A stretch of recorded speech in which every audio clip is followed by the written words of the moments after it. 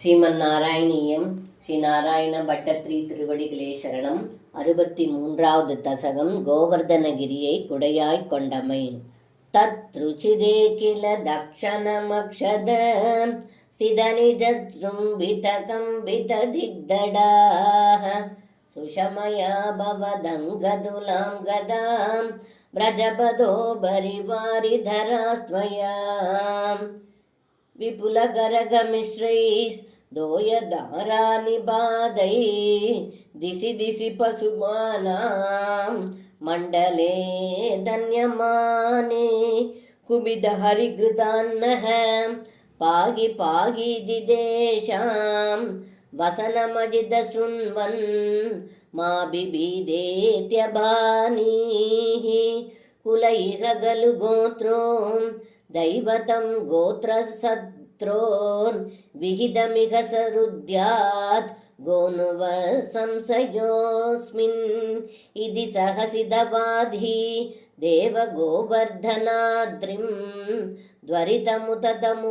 द्वरितमुदमूलो मूलधो बालदोर्भ्यां तदनु गिरिवरस्य प्रोद्रुतस्यास्यदावत् सिगदिलमृदुदेशे दूरदो वारिदाभे परिगरपरिमिश्रान्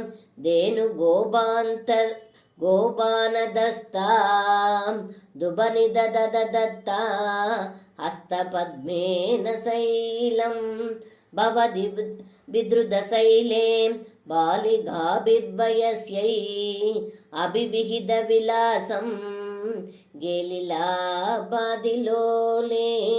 सविदमिलिदधेनु रेखहस्तेन गण्डु यदि सति पशुबालास् दोषमैषन्त सर्वे अधिमगान् गिरिरेषदु वामगे करसरोरुहितं तरते चिरम् किमिदमद्भुतमद्रिबलं विधि त्वदव लोगिभिरागदि गोपगैः अहगदाश्यममुष्य वढोर्गिरिं व्यदितबाहुरसावरो भयेत् इति हरिस्त्वयिर्बद्धविगर्हणो दिवससप्तगमुक्रमवर्षयस् असलदित्वयि देवपदात्पदं गलितसर्वजले च सगनोद्गरे अभगृते मरुधां पदी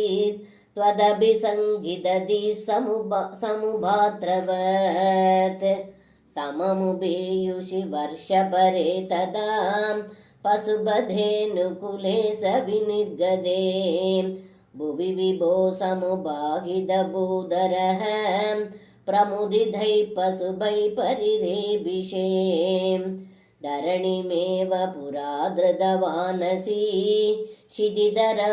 शिदिधरोद्धरणे दवकश्रमः इति नुदस्त्रिदशैकमलापते गुरुपुरालय पालय मां गदात्. सर्वं कृष्णार्पणं. श्री गुरुवायूरप्पन् तिरुवडिगळे शरणम्.